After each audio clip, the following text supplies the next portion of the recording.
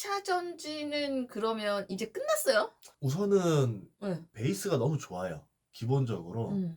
끝났다라고 말하기 좀 애매한 게 안녕하세요. 네. 안녕하세요. 아유, 네. 자, 저희 똑서미 채널에 정말 반가운 분이 오셨습니다. 자, 어, 시청자분들을 위해서 자기소개 좀 부탁드릴게요. 저도 되게 좀 옛날부터 재테크 음. 책을 많이 쓰고 있었다가 이제 나중에 유튜브를 하게 되고 음. 채널 전인구 경제연구소를 하고 있고요. 음. 지금 이제 주식 쪽 위주로 많이 이야기를 하고 있습니다. 아, 네. 사실 주식 시장이 작년에 안 좋았어. 안 좋았죠. 작년에 수익률은 어땠어요? 안 좋았죠. 응. 작년에도 못 벌었죠. 응. 네. 근데 이제 올해는 올 초에 많이 벌었죠. 1월에? 1, 2월에 합쳐서 어. 작년에 잃은 거 다 만회하고도 수익이 크게 났죠. 그래? 네, 많이 났죠. 마틴 기법이에요. 뭐냐면 마틴 기법이 뭐야? 나 모르는데. 마틴 기법이 네. 카지노에서 하는 기법인데 네. 내가 10,000원을 해서 잃었어요. 네. 그럼 그 다음에 20,000원을 걸어요. 네. 20,000원 하다 잃었으면 40,000원을 걸어요. 어머. 어쨌든 확률은 5대 5잖아요. 그럼 마지막 판에만 내가 이기면 본전이 다 회복이 되는 거예요. 그러니까 분할 매수를 하는데 네. 1, 1, 1, 1로 하는 게 아니라 1, 2, 4, 8, 16 이런 식으로. 그거 좀 심장 쫄려서 어떻게 해? 난 못할 것 같은데. 근데 내 판단이 틀리지 않다라고 생각하니까 예를 들어서 오르긴 오를 주식인데 시기는 내가 솔직히 예측 못하겠다. 다만 이제 뭐 예전처럼 그냥 버티고 버티면 다시는 올라갈 수는 있는 주식이다. 뭐 시간과의 싸움을 하는 거죠. 저는 이제 금액이 이제 작지 않다 보니까 또 막 그게 무거운 거 한 거야? 시총 상위주만 건드려요. 그거 쉽지 않은데. 우리나라 것도 시총 1, 2, 3, 4, 5, 미국 것도 웬만하면 한 10위권 안에, 스타벅스 정도 빼고는. 나스닥 건드렸구나. 뭐 나스닥이 시총 상위주가 많이 있죠. 나스닥이 작년 되게 안 좋다가 올 초에 엄청 올랐잖아. 12월쯤에 뭔가 딱 떴어요. 떴다. 테슬라 아니야? 딱 떴다 해가지고 네. 여기다가 그래 한번 빵 집어넣었어요. 정말 건물 살 돈으로. 그래서 벌었어요. 아, 그래요? 네. 투자 아이디어를 줘요. 투자 아이디어. 종목은 얘기 아니라도 그 논리 구조. 이걸 알려줄게요. 대표적으로 지금 최근에 2차 전지. 이런 거는 보통 사람들이 양극재 가치가 제일 많이 올랐어요. 에코프로 계열이. 그러면 보통 사람들은 에코프로를 따라 사고 싶어 해요. 근데 저는 못 사요. 못 사지. 왜냐하면 만약에 이게 오르면 좋겠지만 안 오르면 정말 손실률이 커집니다. 그쵸, 그쵸. 예, 그때는 복구가 안 돼요. 그러면 흐름을 봤을 때 2차 전지 안에서 에코프로가 오르고 나면은 그 다음 양극재라던가 뭐 LNF라던가 이제 그거 하고 나면 음극재로 넘어가요. 음극재가 그게 포스코 케미칼. 첨보 이런 거 아닌가? 그 전해질. 예. 첨보 예, 전해질. 예. 그래서 뭐 그거는 대주전자 재료라던가 이런 식으로 좀 넘어가다가 그거 하고 나면 아까 말씀드린 대로 뭐 동박이나 전지박이나 이제 전해질이나 이쪽으로 돌아요. 그러니까 미니 순환매를 돌아요. 그러면 2차 전지 내에서도 쭉 움직이는 예, 거지. 지금이 딱 그 정도쯤 되죠. 그런 다음에 이제 다 비싸졌다 그러면은 이제는 아예 다른 섹터로 넘어가요. 뭐 인공지능으로 갈 수도 있고, AI 최근에 좋았었는데. 예, 뭐 우주로도 갈 수 있고 로봇으로도 갈 수 있고.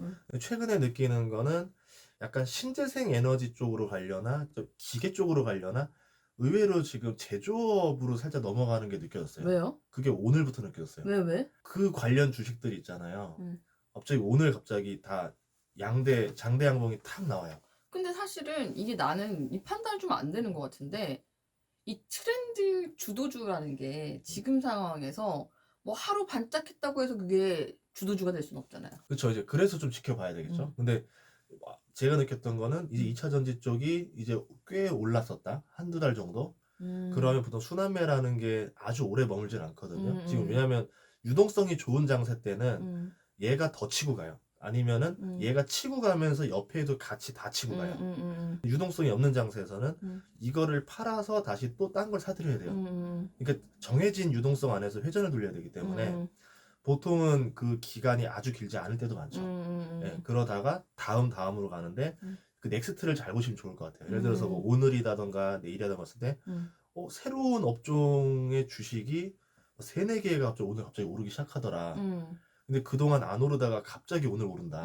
얘만 오르는 게 아니라 여러 개가 같이 오르고 있다. 그 섹터 내 종목들이 같이 오른다는 거잖아요. 예를 들어 풍력 섹터가 갑자기 다 같이 오른다던가 수소가 오른다던가. 근데 하루만 가지고는 좀 알 수 없고 며칠 보니 이상하다. 이제 그게 느껴질 때가 있어요.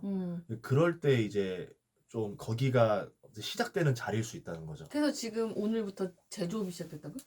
제조업 중에서도 기술력과 결합된 제조업, 어떤 게 있어요? 기술형 제조. 예를 들어 뭐 스마트 팩토리, 스마트 팩토리? 로봇, 그러니까 인공지능, 뭐 AI, 음. 뭐 이제 이게 만난 이제 공장 스마트 팩토리라던가 음. 아니면은 요새 지금 의외로 LS가 많이 올랐어요. 왜요? 거기가 전선이거든요. LS 전선. 전선이라는 거는 이제 왜 음. 필요할까 했을 때 음. 이제 뭐 전기차 충전 인프라 뭐 이렇게 볼 수도 있겠지만 우리 신재생 에너지랑 연관이 많아요. 해상 풍력이라던가 이제 육지에서는 거리가 짧지만 해상에서 육지까지 끌어오려면 전선이나 변압기 다 들어갑니다. 그거에 최적화된 기업이 또 LS기도 하고 뭐 이런 식으로 그 기업이 오르면 상상을 해보는 거예요. 얘는 무슨 업을 하는데 왜 올랐을까? 쟤는 무슨 업을 하는데 왜 올랐을까? 얘네 셋이 겹치는 테마는 뭘까? 아, 이 테마가 지금 이제 시작되려나 보다. 한번 내일도 지켜볼까? 이렇게 보는 거죠. 보니까 이제 인구 씨는 약간 나랑도 약간 비슷한 게 저도 시장을 주도하기보다는 시장을 관찰하는 편이거든요. 관찰형이네. 관찰형이죠. 약간 범인 잡듯이. 그래서 저도 사실은 이제 관찰을 할 때 나는 시장을 내가 직접 관찰하진 않고 관찰한 사람들의 의견을 종합하지.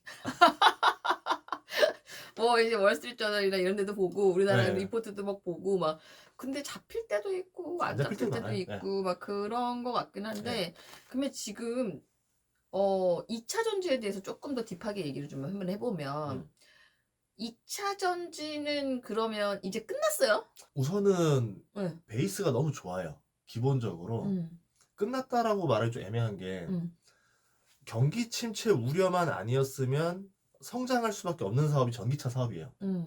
지금 뭐 연평균 뭐 60%씩 성장했어요. 작년에는 100% 넘게 성장했고 전기차 앞단이. 그러면은 전기차가 성장 속도가 이렇게 되려면 뒤에서 2차 전지도 그만큼 필요해요. 그런데 IRA가 들어오면서 네. 중국산 배터리가 이제는 미국에서 안 팔려야 돼요. 그러면 결국 한국산밖에 갈 수가 없어요. 그럼 한국에 있는 당연히 배터리 회사들은 완전히 호황이 걸린 거죠. 한국이 독점을 해버린 거죠. 배터리에서. 그럼 그 밑에 있는 계열사들도 이제는 캐파 증설만 관심 있는 거예요. 예를 들어서 당신이 공장 차려서 생산하는 족족 우리가 다 사주겠습니다. 이런 고객들이 널려 있어요. 그럼 당연히 얼마나 호황이겠어요. 떼돈을 벌겠죠. 그렇게 되는 줄 알고 있었다가 네. 작년부터 경기 침체 우려가 계속 나오면서 테슬라가 안 팔리기 시작했어요. 맞아. 앞단에서. 그러니까 우리가 테슬라도 지금 가격 후려치면서 엄청 밀어냈잖아요. 네, 그래서 결국 올 초부터 가격을 후려치면서 밀어내면서 이제 했는데 이제 그 전기차가 그동안 안 팔릴 줄 알았다가 다시 팔리는 모습을 보면서 아, 이거 다시 되는구나. 경기 침체 우려에 따라서 조금 바뀌긴 해요. 근데 최근에 보면은 만하임 중고차 지수라고 해서 미국에서 중고차 지수가 올 1월부터 계속 올라가요. 그거가 중고차 지수가 약간 시차가 있지 않나요? 시차가 좀 있는데 미국은 어떻게 되냐면 자동차 판매 가격이 정해져 있지 않아요. 딜러들이 진짜? 내가 사와서 파는 시스템인 거예요. 중고차랑 똑같은 시스템, 신차도. 테슬라는 정찰제지만 온라인으로 파니까 미국도 결국은 이 딜러의 영향을 받는 시장인데 중고차 가격이 올라가면은 딜러들이 이제 신차 가격을 더 업을 시키거나 그러면은 그 현장에서는 가격이 올라가는 게 느껴지는 거죠. 그러면서 이 가격을 사게 되는 거고 그러니까 중고차 가격이 올라갈 때는 차가 그만큼 팔려 나간다라는 지수를 보는 거예요. 그래서 이제 그게 또 올라가고 중국에서도 의외로 잘 팔리는 거예요. 최근에 그 중국 같은 경우는 부동산이 굉장히 우려가 컸었는데 중국 쪽이 정부에서 당에서 이제 그 살리기 위해서 맞아. 이오프도 하고 금리 계속 내리고 막 이제 돈 풀고 유동성 공급하면서 제발 부동산을 살아라라고 하고 있어요. 그게 이제 중국 시장에서 좀 자동차 판매율이 올라가지 않을까 보는 거고 그 부동산과 이런 사업들이 되게 연결이 좋은 게 집을 살 때 집만 사지 않습니다. 인테리어도 하고. 네, 가전 가구 판매율이 확 올라가요. 그럼 중국 부동산 경기가 살아나면 내구재 소비가 확 살아나요. 보통 그때 차도 사요, 사람들이. 아, 진짜? 네, 그러니까 그 돈을 한번 소비할 때 내가 집 3억짜리 샀으면 3천 정도 같이 써줘서 세팅을 맞추는 거야, 같이. 그 심리는 뭐야? 결혼할 때도 그렇게 많이 하잖아요. 싹 그런가? 바꾸잖아요. 그러니까 싹 다 바꾸는 거죠 이때. 왜냐면 아. 뭐 예를 들어 집도 뭐 3억 됐으니까 뭐 나 차 한 대 사줘 그러면은 음. 알았어 내가 너 차 한 대 사줄게 이렇게 해서 또 이렇게 들어오기도 하고. 뭐 비싼 나는 내 예. 입장에서는 돈을 썼으니까 절약해야 돼. 차는 뭘 나중에 받고 이렇게 느끼고 근데 그래야 되는데 바꾸는 김에 다 바꿔버리는 거야? 예 나도 소비하는 게 너도 소비해 이래서 그러니까 음. 기본적으로 건설 시장이 좋아질 때 음. 지갑이 같이 열리면서 다 좋아져요. 오. 그래서 고용도 활발해지고 그래서 음. 중국에 대한 부동산 시장 회복에 대한 기대감이 또 아닌가. 예, 그렇게 보면은 전기차 쪽은 애초에 좋을 시장이 잘 걸려서 이제 지금 전망도 나쁘지 않다라 보는데 음. 아직까지 약간의 그 리스크는 있죠. 뭐 음. 은행들 뭐 뱅크 사태라던가 음. 이랬을 때 이제 다시 또 잘못되는 거 아니냐. 그러면은 예. 2차 전지가 더 간다는 비유예요? 더 간다 하더라도 사진 않죠. 예, 이제 어. 이미 벌써 손을 떠났다. 그러니까 우리말로 하면 보유자의 영역. 음. 내가 2차 전지를 보유하고 있다라 그러면 음. 뭐 한 반은 팔고 반은 남겨볼까? 뭐 이런 마인드를 가질 수 네. 있겠지만 지금 사볼까에서는 못 살 것 같아요. 지금 사는 거는 아니다. 네. 그쵸. 산다 하더라도 양극재가 아니라 미니 순환매를 돌기 전이니까 덜 오른 뭐 전해질이든 음. 뭐든 이런 쪽을 좀 사는 게 잘못돼도 덜 다치죠. 그러니까 항상 다칠 거를 생각하고 사야 돼요. 그치. 나는 그래서 추천은 안 하고 싶어요. 그쵸? 음. 근데 이제 인구 씨도 더 갈 수는 있지만 지금 우리가 매수할 타이밍은 아니다. 예. 이거에 대해서 생각해요. 그리고 사업이라는 게 음. 앞단 뒷단이라는 게 있거든요. 리튬 가격이 많이 떨어져서 지금 좋아진 거예요. 그럼 리튬 회사들은 지금 주가 많이 떨어졌어요. 그럼 반대로 리튬이 부족한 사태가 오냐 안 오냐인데 잠깐 순간적으로 약간 교통체증 마냥 전기차가 잠깐 밀리니까 배터리가 밀렸고 리튬이 밀렸는데 리튬은 가격이 하락했고 전기차는 이번에 회복이 되면서 이제 좀 있으면 시간차로 리튬 주식도 다시 좋아질 수 있거든요.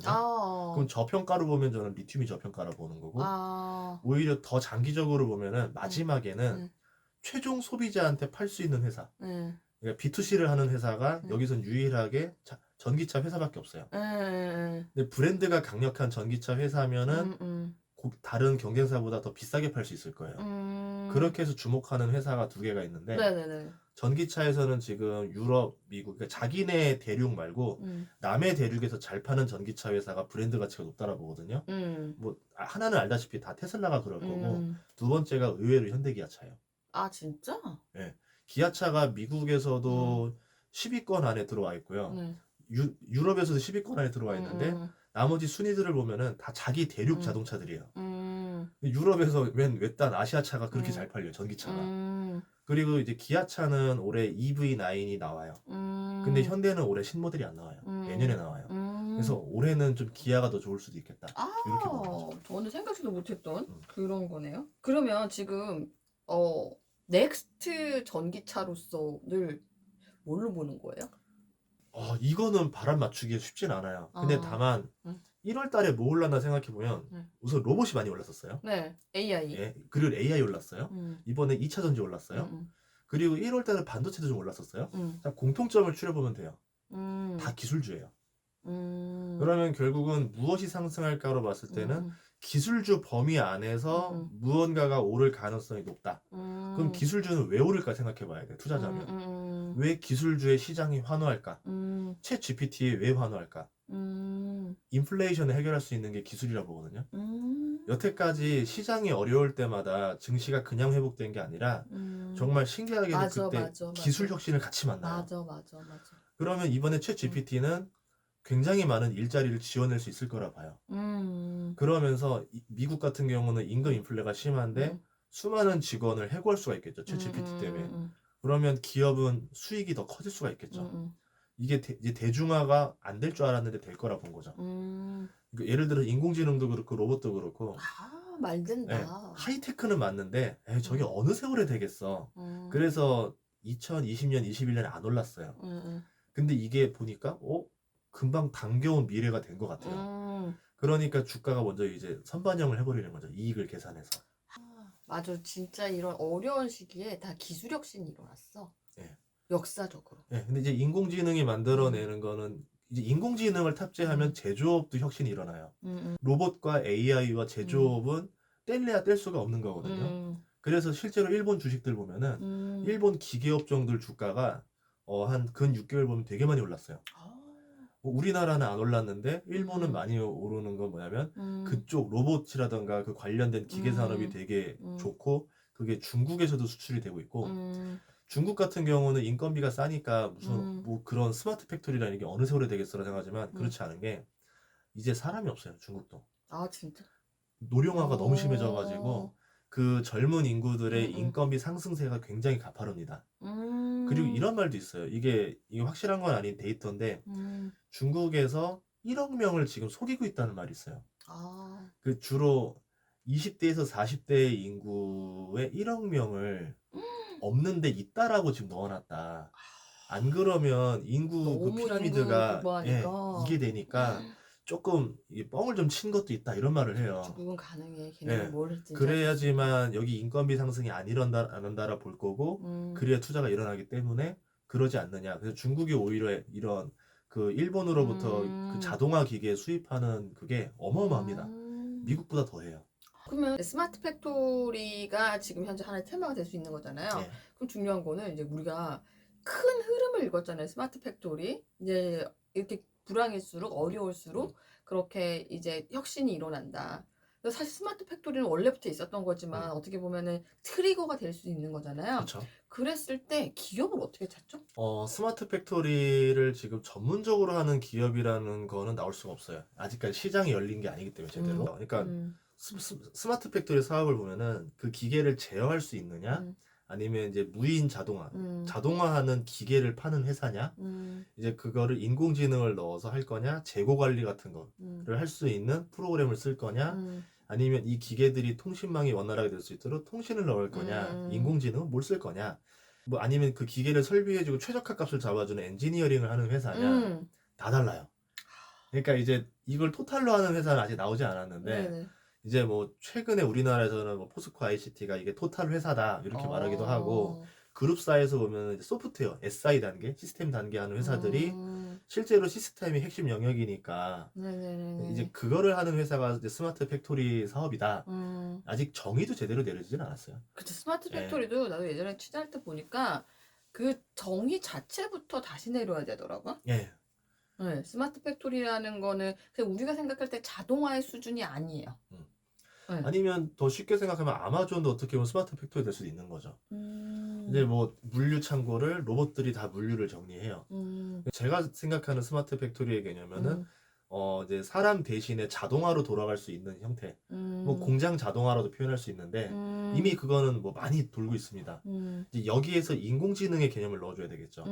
알아서 스스로 조율을 할 수 있는. 뭐 예를 들어서 지금 최근에 이렇게까지도 보고 있어요. 물건을 딱 만들다 보면은 재고 발주까지 다 시스템이 넣어요. 아. 그래서 와서 오면 다시 넣고 하니까 자율주행이랑 AI 로봇이 세 개가 다 같이 발전해서 딱 맞물려야 돼요. 그래서 이제 뭐 여러 단에서 돈을 벌 건데 투자 아이디어를 잡자면 네. 이거를 토탈로 하는 회사가 훨씬 더 직관적으로 매력이 있겠죠. 그쵸. 예, 뭐 그렇게 되면 뭐 포스코 ICT 같은 회사들이 매력이 있을 수도 있는 거고 아니면 나는 좀 안전하게 가고 싶다. 네. 스마트 팩토리에 발도 거치면서 저평가인 주식을 사고 싶다 그러면 이제 통신주들이 뭐 통신도 여기랑 연결이 돼 있나? 하긴 그 이번에 그 UAM 있잖아요. 예. UAM을 그 수혜주로 봤을 때 SKT가 꼽히더라고요. 그럼요. 얘네 엄청 열심히 하더라. 왜냐하면 이제 예를 들어 드론이라 생각해 봅시다.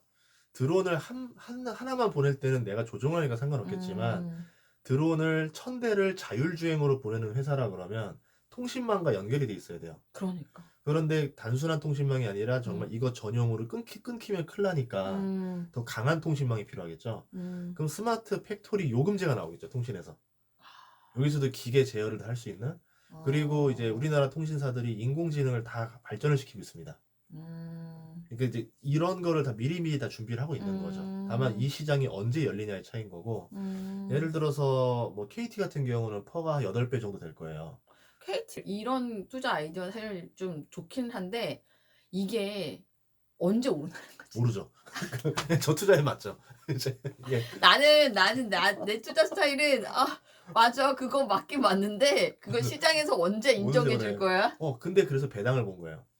KT가 배당이 7%쯤 될 거예요. 내가 그럼 예금이라 생각하고 배당 7% 받다가 터지면 버는 거고 안 받으면 이제 그냥 배당만 받고 팔아버리는 거고. 아니면 근데 KT는 지금도 근데 좀 괜찮은 타이밍이라 보는 게 음. 지금 대표이사 사임하고 어수선하잖아요. 어수선하죠. 이런 때가 사실 매수 타이밍 아닌가? 괜찮죠. 그러니까 네. SK텔레콤도 똑같은 사업 구조지만 네. 여기도 배당 7% 정도 될 거예요. 어. 근데 기왕이면은 조금 더 할인된 가격. KT라는 게 솔직히 CEO로 막 회사가 바뀔 회사는 아니잖아요. 그치. 그리고 밑에 가진 계열사가 BC카드도 가지고 있고 그것도 있고 이제 컨텐츠 제작해서 넷플릭스에 납품하는 스튜디오 진이도 가지고 있고 여러모로 포텐이 터질 것들이 많기 때문에 뭐 통신회사가 저는 의외로 나중에는 한 5년 10년 뒤에는 성장주로 바뀔 수도 있다라 봐요. 예, 그래서 지금은 배당주지만 먼 미래를 보면 나쁘지 않겠다. 예, 그래서 괜찮은 회사를 보고 있고 아니면 좀 공격적인 사람들은 뭐 기계 회사들 이런 걸 보는데 단기로 보는 사람들은 대표적으로 일본 주식이 좋죠. 로봇 하면 일본, 공장 자동하면 일본. 무슨 화낙. 예. 화낙은 이제 그 테슬라 보면 그 로봇팔들이 막 테슬라 기계를 만드는 모습을 보여줘요. 걔네가 이제 화낙이에요. 화낙이에요? 예. 오. 거의 그거 글로벌 투톱이 일본의 화낙이랑 스위스의 ABB라는 회사가 있는데 스위스 ABB는 미국 주식으로 살 수 있고 화낙은 일본 주식으로 살 수 있어요. 그리고 이제 로봇 같은 경우에 들어가는 부품들, 정밀 제어들이 다 들어가요. 이제 뭐 감속기라던가 나중에 뭐 MLCC라던가 뭐 카메라 모듈이라던가 이런 것들이 들어가면은 키엔스라는 회사, 일본 시총 5위 안에 들어가죠. 감속기, 뭐 이쪽 그런 류를 다 만들거든요. 그 아니면은 이제 우리로 치면 삼성전기랑 좀 비견되는 무라타 제작소 이런 주식들도 있죠. 그래서 이제 아마 다음번에 스마트 팩토리 로봇 쪽으로 넘어가면 일본 주식들도 좀 공부를 해봐야 될 것 같아요. 나 회사 진짜 좋은 건 알겠는데 주가에 대한 확신은 없어서 비싸요. 비싸기까지 그러니까 해. 2022년에 네. 그렇게 주가가 빠지는데도 키엔스랑 화낙이 안 떨어졌어? 퍼가 안 떨어져요. 그러니까 이제 항상 프리미엄이 있어요.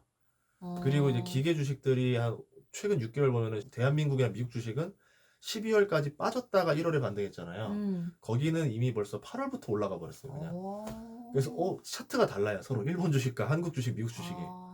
그만큼 시장에서 지금 일본 주식이 매력 있다 본 거고 거기가 또 환율이 유리하잖아요. 수출에 유리할 수밖에 없게 나오니까. 지금 조금 오르긴 했는데 그래도 쌀걸? 그러니까 환차익 때문에라도 수출기업들이 유리한 거죠. 그런 면들 때문에 일본은 조금 증시 모습이 다른 구조를 가지고 있다. 우리 작년 내내 우리가 희망 없이 살았잖아요. 네. 작년에 지수가 20% 빠졌어요. 많이 빠졌다. 이건 되게 사실은 이제 코로나 때 진입한 MZ들은 요즘 일 열심히 하잖아요.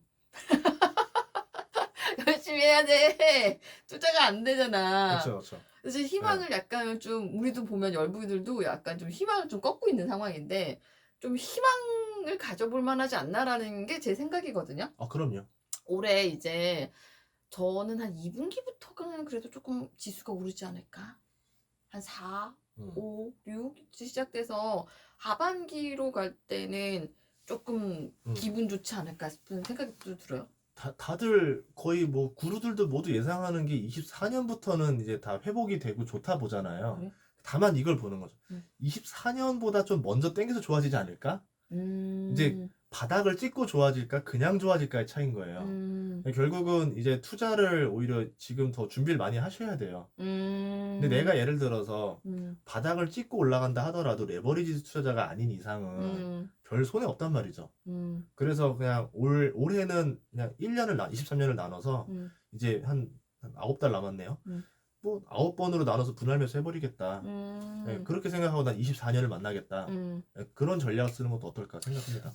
현금이 쌓였다가 풀고 쌓였다 푸는데 작년에 워렌 버핏이 초에 보유했던 현금이 115조인가 그랬었어요. 근데 작년 말 기준으로 보니까 40조밖에 안 남았더라고요.